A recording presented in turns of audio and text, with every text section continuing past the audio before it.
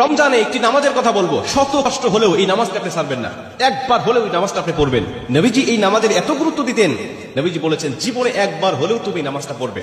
এই হাদিসটি ইবনে মাজাহ শরীফের, তিরমিজি শরীফের এবং আবু দাউদ শরীফের 1297 নম্বর হাদিসের মধ্যে এই হাদিসটা বর্ণনা হয়েছে এই নামাজের কথা। নবীজি তার চাচা আব্বাস রাদিয়াল্লাহু তাআলা আনহুকে ডাক দিয়ে বলেন, চাচা আমি আপনাকে এমন একটি নামাজের কথা বলছি, এই নামাজটা আপনি প্রতিদিন একবার হলেও আপনি আদায় করবেন।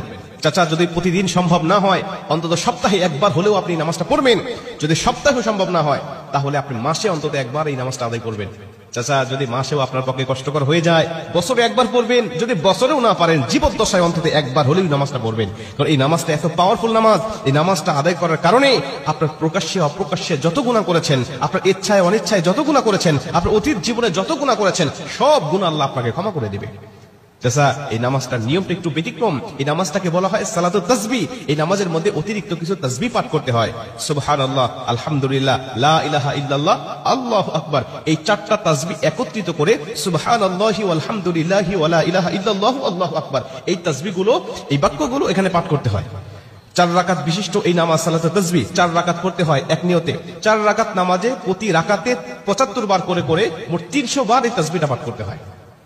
সুবহানাল্লাহি ওয়াল হামদুলিল্লাহি ওয়া লা ইলাহা ইল্লাল্লাহু আল্লাহু আকবার, এই তাসবিহটা, এই দোয়াটা 75 বার করে করে প্রতি 4 রাকাতে মোট 300 বার করে আপনি পাঠ করবেন।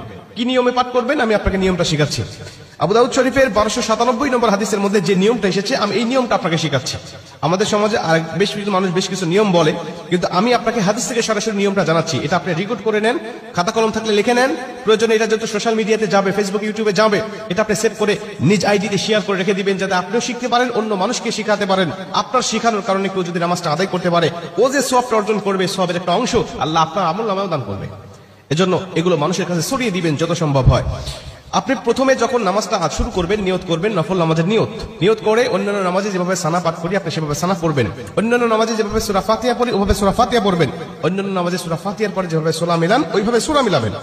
সূরা মিলানোর পরে রুকুতে যাবার আগে দাঁড়ানো অবস্থায় আপনি 15 বার এই তাসবিহটা পাঠ করবেন। সুবহানাল্লাহি ওয়াল হামদুলিল্লাহি ওয়া লা ইলাহা ইল্লাল্লাহু আল্লাহু আকবার, এই তাসবিহটা পাঠ করলেন 15 বার। 15 বার পাঠ করার পর আপনি রুকুতে চলে গেলেন। রুকুতে গিয়ে রুকুর যে তাসবিহটা আছে, তাসবিহটা পাঠ করার পরে সুবহান রাব্বিল আযীম বলার পরে আপনি এই তাসবিহটা আবার পাঠ করবেন 10 বার।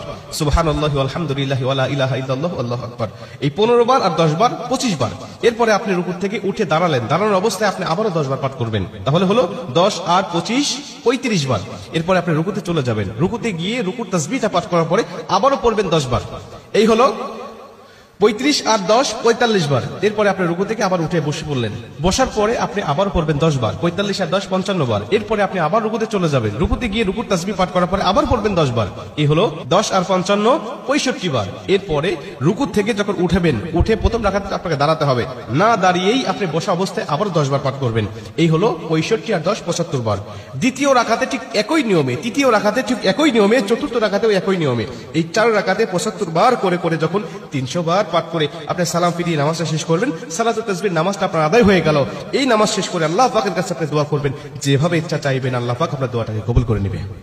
আমরা দেখেছি বেশ কিছু পিকচারের মধ্যে, বেশ কিছু জায়গায়, বেশ কিছু লেখায় আপনি এই নিয়মটা বর্ণনা করার পাশাপাশি একটু ব্যতিক্রম বর্ণনা করা হয়েছে, যে শেষ রাকাতে সিজদা থেকে উঠে বসে না পড়ে রুকুতে যাওয়ার আগেই মোট 25 বার পড়তে হবে। অর্থাৎ রুকুতে যাওয়ার আগে 10 বার আর সানা পড়ার পরে 15 বার। এই নিয়মটা বর্ণনা করা আছে, কিন্তু হাদিস শরীফের মধ্যে আমি যেটা বললাম এই নিয়মটা বর্ণনা করা আছে।